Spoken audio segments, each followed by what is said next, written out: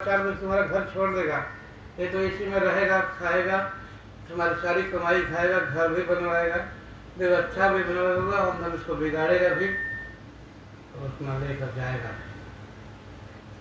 है ना। यदि पुत्र है, भाई है, आपकी सेवा कर रहा तो समझो अगले जन्म में ऋण लिया है, हमको दे रहा है। और यदि हमरे से दया भाई करके लेना चाहता है तो समझो कि वो ऋण दिया है, दे रहा है। दो ही अवस्थाओं में पृथ्वी पर लोग आते हैं, एक ऋण देने के लिए, एक ऋण लेने के लिए। और जिस दिन उसका ऋण पूरा हो जाएगा रास्ता चलेगा। नहीं आप ले रहे हैं तो उसको पूरा करके जाएगा, क्योंकि घर बचने वाला नहीं। बैंक का नोटिस जब तक आता है जब ऋण उसका खत्म नहीं हो जाएगा। उसी तरह से नोटिस आता है, इसलिए शास्त्र का नियम बनाया गया यदि माता पिता कोई भी पैसा देता हाँ तो माता पिता को नहीं देना चाहिए, क्योंकि रख दीजिए फिर आंचल में दे दीजिए। इसीलिए कहता है कि वो ऋण से मुक्त जीवन हो जाएगा तभी यहाँ से चल देगा। तो हमारे शास्त्रों में नियम बनाया गया कि नहीं भाई पैसा बचवा यथा धर्म दे दे और नहीं तो वही दे दे। तो कहने का भाव है, मेरे सारे कहने का भाव है कि ये संसार चक्र विचित्र है। एकदम ईश्वर पर भरोसा रखो, वही तुम्हारा कल्याण कर सकते हैं, सुख दे सकते हैं।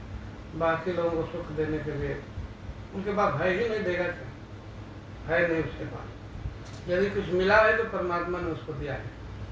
जैसे मैं भी बताया ना कि चापाकल में लेर से संबंध हो जाएगा तो जितने जल चाहो उतना जल आ जाएगा।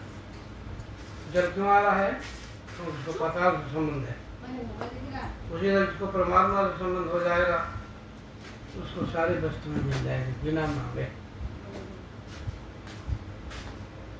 अब अगली बात करते हैं कि अजपा जप होता है। अजपा जप गायत्री मुनीना मुख्यदायनी जैसा संकल्प मात्र सर्व पापे विमुच्यते। कहते हैं कि अजपा जप करता है तो जो आप सांस ले रहे हैं सूर्योदय से पहले कर दो कि भगवान जो मैं सांस ले रहा हूँ मैं ये आपका है, मैं आपको अर्पण करता हूँ। 24 घंटा में जितना भी आप सांस ले रहे हैं सब भगवान का जप है, और उनको अर्पित कर दिया आपका कल्याण हो जाएगा। बीच इसमें कुछ करना धरना नहीं है। प्रदशा में अजपा जप क्रमानुदायित सर्वदा जीवन भाव विमुच्यते, वो अपने जीव भाव से मुक्त हो जाता है। जैसे कोई व्यक्ति पोखरा में है तो पोखरा मतलब गांव में जवार में परिवार में, इसका नाम है पोखरा। और जिसने किसी तरह जल बरसात के दिनों में पोखरा का पानी भी बह करके नदी में चला जाए, नदी गंगा में चले जाए और गंगा सागर में चला जाए, उसकी मुक्ति हो जाती है। उसी तरह उसकी मुक्ति हो जाएगी।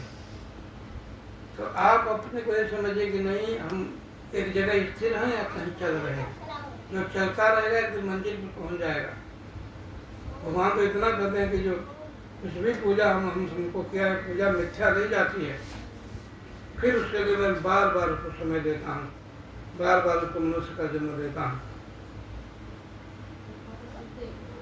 24 लाख गायत्री जप करने वाला का तो जन्म नहीं होगा, जन्म होगा तो उत्तम कुल में जन्म होगा, आगे का मार्ग उसे मिलेगा, होगा तो मनुष्य ही जो में जन्म होगा।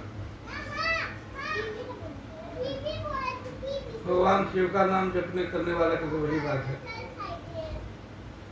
जय अक्षर का मंत्र है, तभी अक्षर उसका पूरा अक्षर है।